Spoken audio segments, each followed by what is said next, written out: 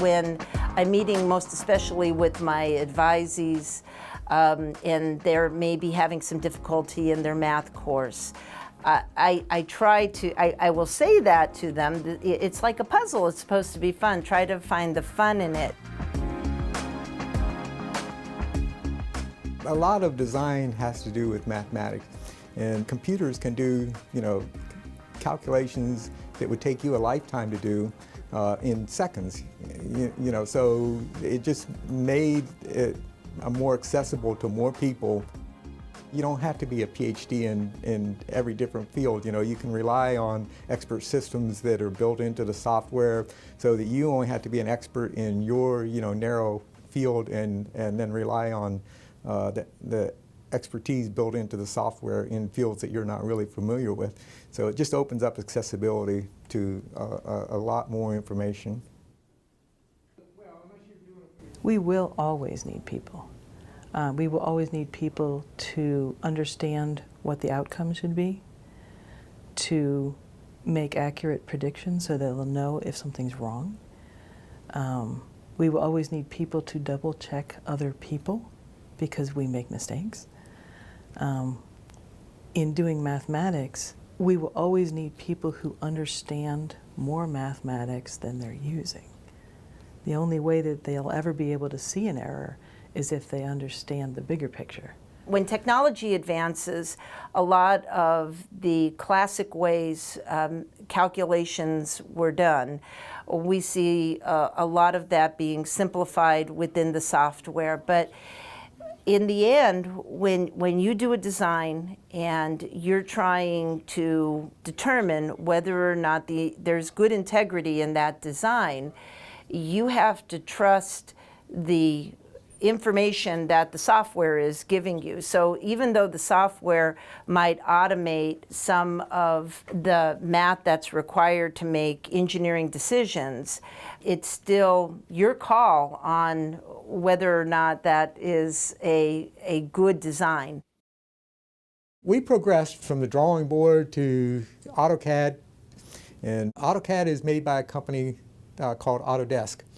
And then they developed a software program specifically for the mechanical field called Autodesk Inventor.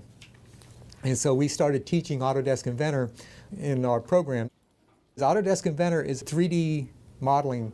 It's actually, it's not just drafting anymore. It's now engineering design within the software. And so we're doing 3D modeling of entire mechanisms, and they work like you would expect them to. And it's something called a parametric software, where we enter parameters. For example, if I want something to be 10 inches long or 100 millimeters long or whatever, and it takes care of formulas for us. We just type in the formulas and it does the calculations for us. So we enter these parameters, and if we want to make a change, it's not starting over again. We just edit that parameter and it remodels our part for us. Design software, we often see as it advances, there's less of a need to do your calculations in classical style, but you still have to know where these numbers are coming from, how they were generated, and I still feel that having some exposure to classical methods taught in a science class, taught in a mathematics class, is very, very valuable. I'm a person that I like hands-on. I personally do not like a lot of exams. I prefer to give projects. Show me that you got something out of the class, that you understand the ideas behind design, or you understand the ideas how the software works and what you can do with it. About 4 years ago, I actually had the students broken up into teams. They had to design what's called a quad cycle, actually a four-wheeled pedal-powered bicycle. They had to design this, their own design. They had to give me a bill of material, the calculated length of material they needed, plus all the hardware. And the material they had to build out of was 1-inch PVC Schedule 40 pipe. The first year I did that, I had 6 teams, and I had 6 fantastic PVC cars that we actually rode around, or I actually rode them too. They rode around at the end of the spring semester. They found mistakes. They were surprised to see that what they go to put things together. What looks good on the CAD does not go together real good in actuality. And they had to stop and scratch their head a little bit and figure out how they were going to put these things together when they ran into some of them, and how to keep things tight, like maybe the chain from popping off and so on and so forth. And the tolerances or the math came into play, and they had to somehow get the chain to go from the front, which is you're pedaling with your feet up front and kind of leaning back.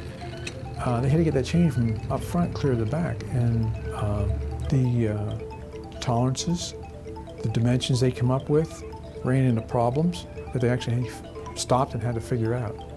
You don't have to be a mathematician, but you do have to have the ability to do, simple calculations and so on, and the understanding of how to apply them.